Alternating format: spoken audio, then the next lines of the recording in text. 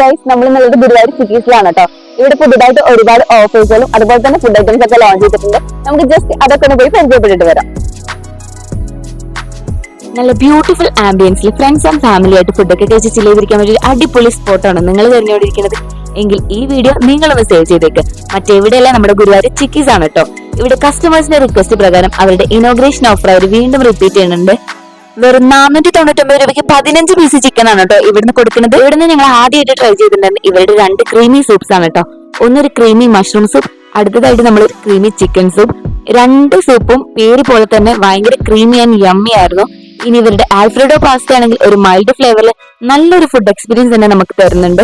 And ഇവിടുത്തെ ഒരു must ട്രൈയിലോട്ട് വരാം.